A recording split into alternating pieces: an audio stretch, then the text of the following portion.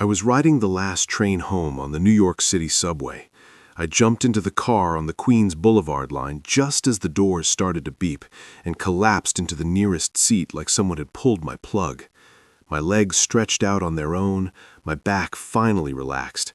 I let myself smile for a second. 1 hour, I thought. Home, tea, some random show playing in the background, and sleep until Monday. I hadn't been in New York long. I moved from a small town in Pennsylvania, the kind of place where everyone knows everyone else. I came chasing a better life and got the standard deal.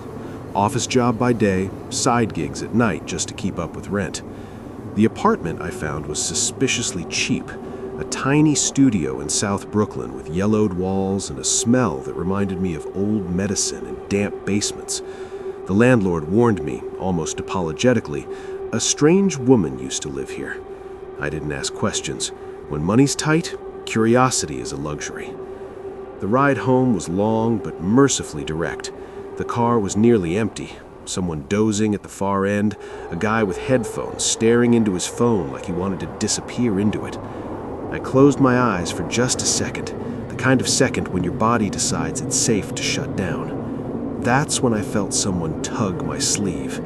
Not a shove, not an accident, a careful, deliberate tug.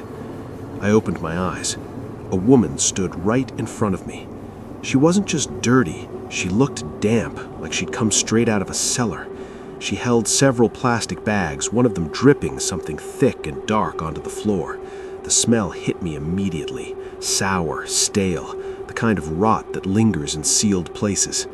Her face was wrong.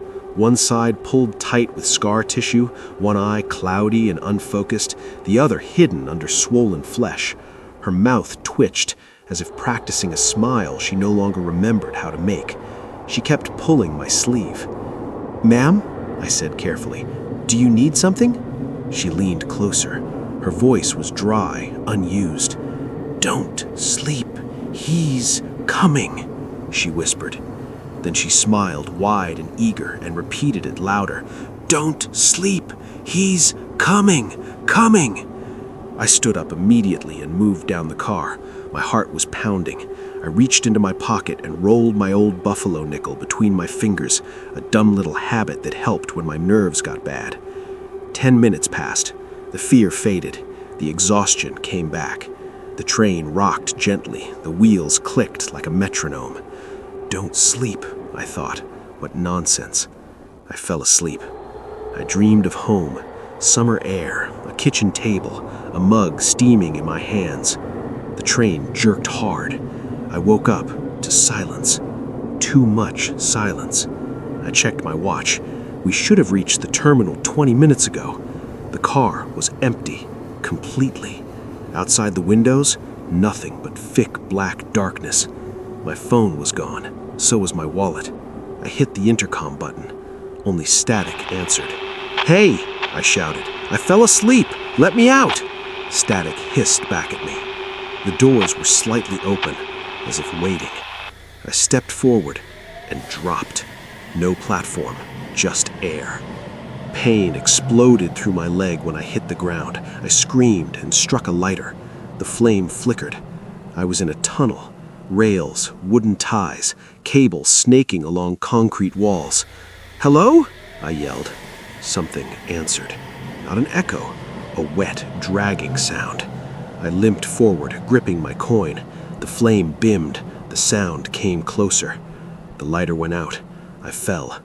When it flared back to life, I saw it, crouched on all fours, naked, pale, slick skin, eyes covered with a milky film. It sniffed the air. Its teeth were red. I understood instantly. It couldn't see. It listened. I threw the coin as far as I could. The clang echoed. The thing launched toward the sound. I ran.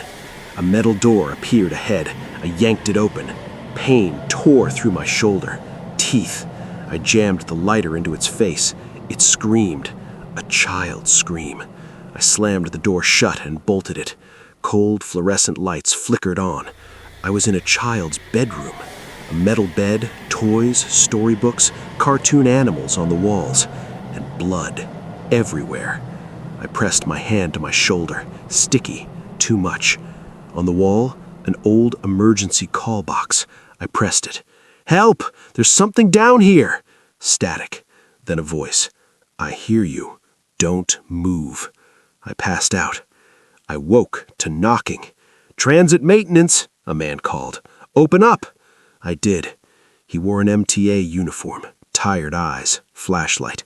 "Name's Frank," he said quietly. Then he saw the room and went pale. "Damn it, again."